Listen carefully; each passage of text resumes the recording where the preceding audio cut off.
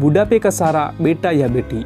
हम सभी लोग घर के मेन हॉल में बैठे बैठे चर्चाएं कर रहे थे। तभी मेरी बहन ने मुझसे एक प्रश्न पूछा कि भैया यह बताओ, आदमी के बुढ़ापे का सहारा उसकी बेटी होती है या उसका बेटा। मैंने कहा बहन ये प्रश्न ना करो तो अच्छा है, क्योंकि इससे कोई तो खुश होगा, किसी को दुख।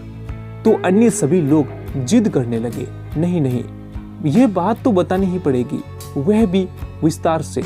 मैंने कहा तो फिर सुनो, बुढ़ापे का सहारा बेटा या बेटी नहीं, बहू होती है।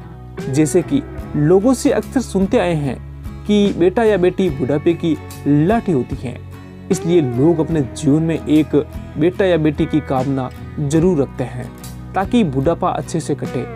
ये बात सच भी है, क्योंकि बेटा ही घर में बहू लाता है। बहू के आ जाने के बाद एक बेटा अपनी लगभग सारी जिम्मेदारी अपनी पत्नी के कंधों पर डाल देता है और फिर बहू बन जाती है अपने बूढ़े सास ससुर की बुढ़ापे की लाठी।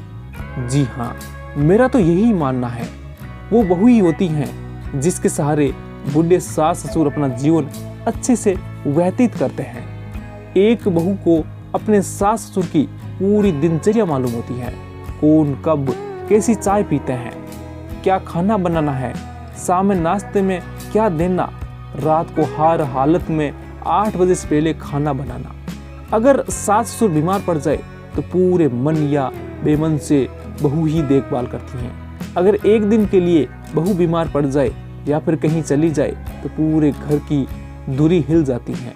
परंतु यदि बेटा 15 दिनों की यात्रा पर भी चला जाए तो भी बहू के भरोसे घर सुचारू रूप से चलता रहता है।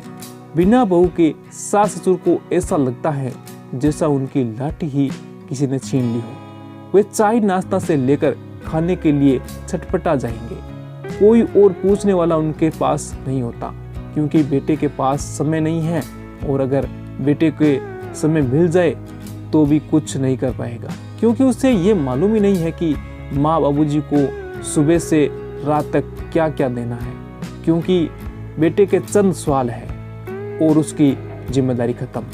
जैसे माँ बाबूजी ने खाना खाया, चाय पिए, नाश्ता किए, लेकिन कभी भी ये जानने की कोशिश नहीं करते कि वे क्या खाते हैं, कैसी चाय पीते हैं। ये लगभग सभी घरों की कहानी है।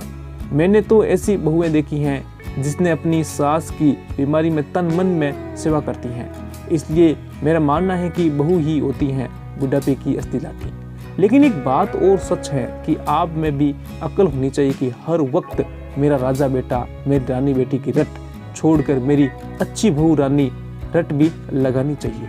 अंते अपनी बहू में सिर्फ कमियां ना ढूंढे, उसकी अच्छाइयों की कदर करें, बहू की त्याग और सेवा को पहचानिए। ये कहानी आप लोगों को कैसी लगी? अगर अच्छी लगी तो वीडियो को लाइक और चैनल को सब्सक्राइब जरूर कर लें।